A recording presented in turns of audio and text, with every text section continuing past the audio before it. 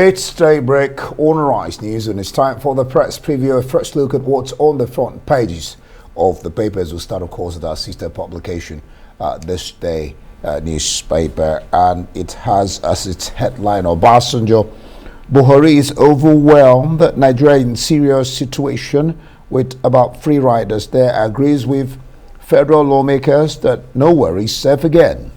ACF, Afenifere, PDP cautioned against use of mercenaries to fight terrorists. 7 of 11 coaches re-railed to safety after train attack. 80 meters of affected tracks repaired. And just below that picture where you have the Vice President celebration of life, Obasanjo, Oshibajo, Sanwo-Olu, Fayemi Obaseki, Emefiele, Saraki, Dangote, others fit Lady Doja or Tedola at 90. All right. 2023 presidency says PDP governors are delusional. That is what the presidency is saying to PDP governors. And okay, above the This Day mast, This Day, FG banks on Shell, Total Energies projects to add 800,000 barrels to daily production. Now let's move away from This Day. Okay, well, let me just read this above the logo of This Day. Second Niger bridge linked. Engineering work completed to be unveiled October this year. You can find that story on page 8. Let's move on to the next newspaper. Sir, the Nation newspaper, the social political group Arawa Consultative Forum is telling the federal government to wage total war on terrorists.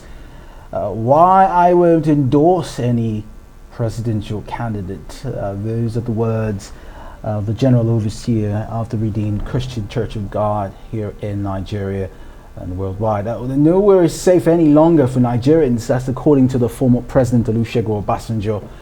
And gunmen intensify killings and arson in the southeastern states of Anambra and Imo. All right, let's look at the Guardian. Headline, amid pressure on Naira exports, profile options to shore up Forex. It has some riders there. Let's just take some of them. Naira risks worst plunge. Market differential at all-time high of 173 Naira to a dollar. Political risk. Global move towards higher interest rates.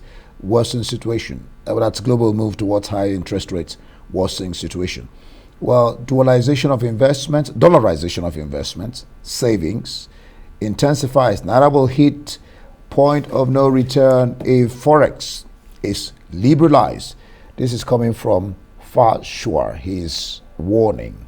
And then just below there, just below that picture, the last picture on the front page with the minister there, Adeboye, I worry more for failing economy, insecurity than 2023 elections. Let's peep the Punch newspaper.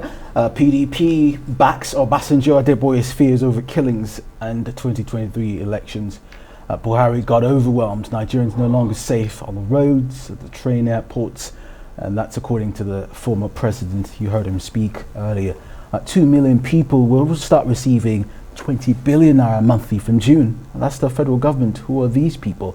We'll get to find out soon. The federal government's granted 3-year tax relief to 33 companies and it's barred 10 firms. PDP politicians stole soldiers their salaries during their tenure. That's from the presidency. That report is on page 7. All right, let's look at the Nation newspapers. The headline, ACF to federal government, wage total war on terrorists, bandits. It has 2 riders. Forum opposes use of mercenaries. Gunmen intensify killings, arson in Anambra, Imo. Let's look at what the pastor of Redeemed Christian Church of God, Adeboye, is saying. Why I won't endorse any presidential candidate. That's by Adeboye. And then just on the top mast there, you have governors, PDP governors, twisted facts on Buhari's government says presidency. I think it's found on page 3. Diesel crisis may shut down economy, says Man, and Nasimada's found on page 17. 400 houses in resettlement, cities near completion. Bola Ige murder. Omishore replies Professor Wole Shoyinka. That's from The Nation. And the international papers, The Times, civilians shot in the streets, retreating Russians accused of genocide. Butcher victims' hands were bound, execution style. All right, the I, massacre of innocents. That's just what the front page says there. Moving on now to the Independent.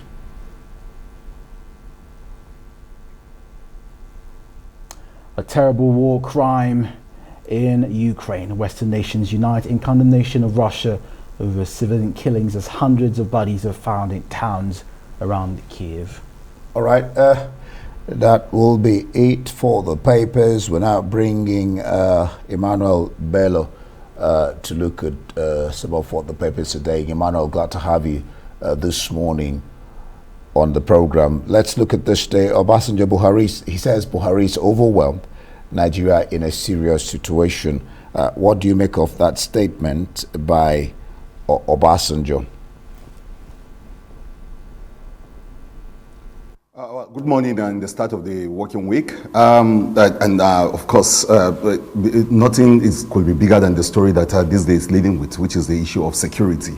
And if that was what has been weighing on the minds of everyone throughout the weekend, especially the very, very damaging reports, or rather commentaries by members of the House of, legislators who said no one is safe. I mean, it doesn't get bigger and better or stronger than that. And for that to be re-echoed by no other person but someone who has ruled this country, both as a head of state and as a civilian president, that's to underscore the seriousness of the issue that we're dealing with, the crisis of security. More than anything, the social contract, you all know, is about securing lives and property. Basically, citizens giving their powers or their rights to people who can protect them, which becomes the first duty of anybody who is in governance. So if you have failed in securing lives and properties, then your government is deemed as being a failure. This is failure, and this is underscored by the sort of thing that President Obasanjo just said, which is the fact that the government of President Buhari looks as if it's being overwhelmed. It's not mincing what says being overwhelmed. In military parlance, that's almost like a surrender. It's good news for those who are waging those wars against the system and, of course, the opposition. But beyond that, it's bad news for everyone. No one is safe. No one is. It's beyond politics now. So it's not even a case of people trying to be political about this or trying to get political about this. It's just that, look, this is what it is. If you don't believe the opposition party, or if you don't believe any other person, if you don't believe the politician, then of course you can believe elder statesmen who are weighing on this and saying that, look, this is really, really bad. This morning, I'm sure someone in the presidency is going to wake up and wonder what to do. They are thinking of all sorts of solutions. The president himself recently said we just need to give him 11 months that he's getting around this. But President Obasanjo now saying that no, that probably won't even happen because this government is overwhelmed. It means it's reached its tipping point, it's reached its wit's end, it's run out of ideas on what to do and how to secure this country. I think that's a very, very damaging, damning, verdict on the security architecture of this government. Well, following that assessment by the former President Emmanuel, we've had various calls for citizens to take up arms since, the reports are saying the government is overwhelmed and they can't do anything else. So citizens should take up arms and protect themselves, shouldn't they? Well, it's one of those things, Kenneth, that was, that's been proposed. And a lot of people buy into that. Don't forget that the arguments are still there about the state police, about the need for citizens to protect themselves. Are we there yet? Where we need to, arm ourselves? There are strong, very strong voices who are in support of that. And, you have even governors now calling for that, apart from the members of the legislature. Say, look, maybe citizens need to just take over and protect themselves. And with what President Obasanjo had to say now, that the fact that it appears, or it is clear that this government has reached its end, its wit's end. No more ideas, the resources, whatever. It's reached its end. It has no plans again on how to protect us. I think that's very, that will be resonating with a lot of people, especially those who believe strongly that maybe self-defense is the way to go now. But when you say self-defense, I wonder, Kenneth, how much of that you can do for yourself as an individual.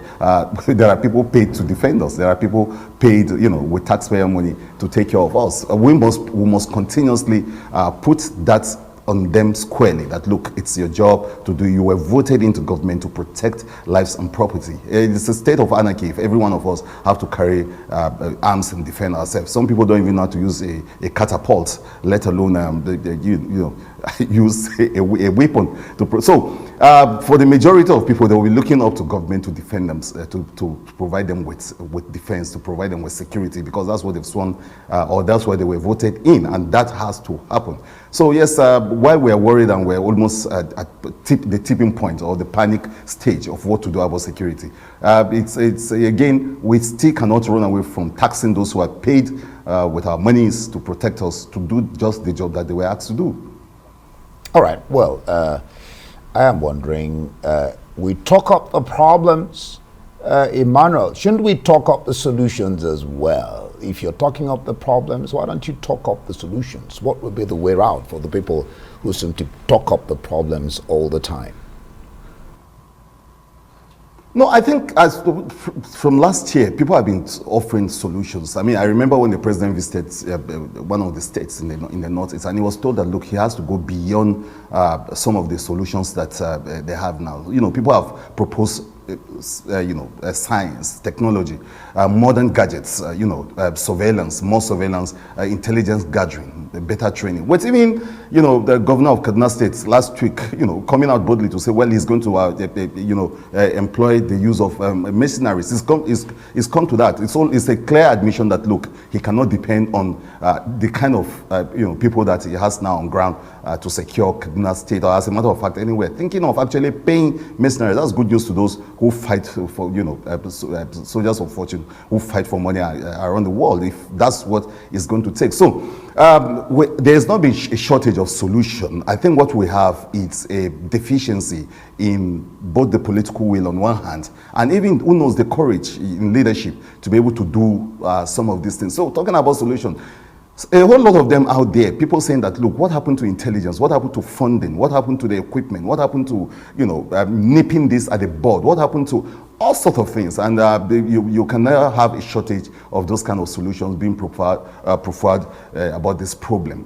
What the shortage we are having, the gap, the missing link is probably leadership, political will, and even maybe the courage to implement a whole lot of things. These are what's missing, and not just solutions, because the solutions are every day. People talk about the solutions. We've talked well this morning, Emmanuel. Thank you so much for joining us on the press.